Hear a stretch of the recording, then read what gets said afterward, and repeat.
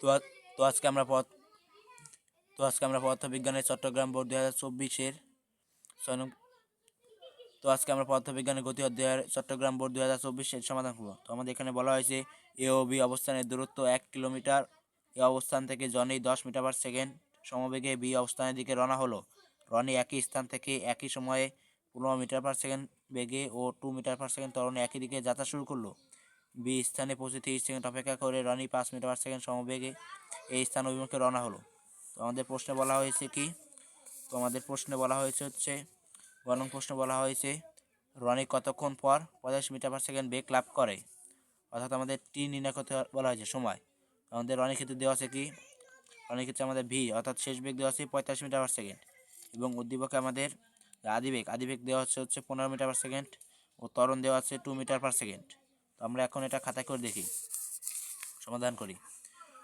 তো প্রথমে আমরা এখানে সাইড নোট দিয়ে যা আমাদের মান দেওয়া আছে সেগুলো উঠিয়ে নেব।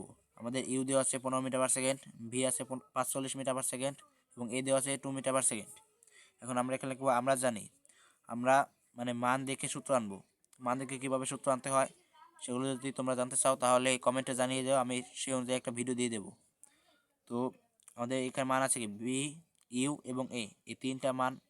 এর জন্য আমাদের যে সূত্রটা আছে সেটা হচ্ছে ত্বরণের এ সমান ভি মাইনাস ইউ ডিভাইডেড টি। এখন আমাদের হলো টি এর মান বের করতে হবে, সেজন্য আমরা টিটাকে বামে নেব, এটাকে নিচে আনবো। আমরা জানি যে আমাদের যেটার মান বের করতে হয় সেটাকে বামে নিতে হয়। সুতরাং বা দিলাম কেন?